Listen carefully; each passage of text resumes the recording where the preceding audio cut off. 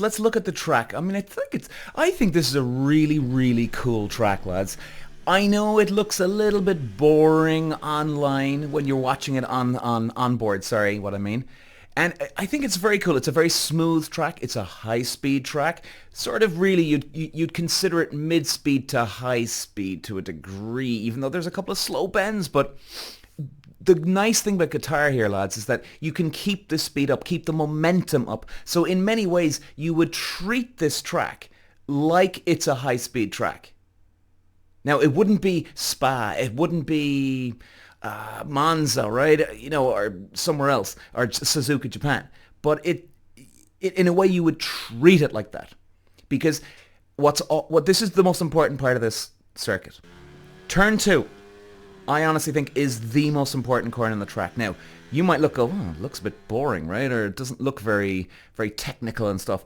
But guys, it's not, turn 2 is important because it's not about turn 2. Okay? Now, what do I mean by that?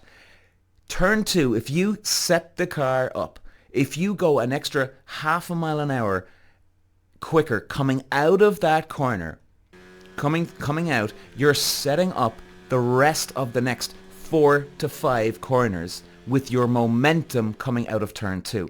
So I don't know the exact speed, but let's say somebody's coming out of that corner at 100 mile an hour. Now if I'm exiting and getting on that throttle, but I'm at 100.5 mile an hour, I'm going to obviously gain on you, but I'm using that speed, using that momentum, the rhythm, through the next 4 to 5 bends, lads. And that's very, very important because, I mean, we're talking, even if you come out of that corner a half a mile quicker, you could still lose it going down the back straight because you might have too much downforce in your car. Now, it depends on the way they set up their car, right? But the thing is, I think this track will be very, what would you say? The cars will be very identical in terms of the aerodynamical setup they'll have on the car.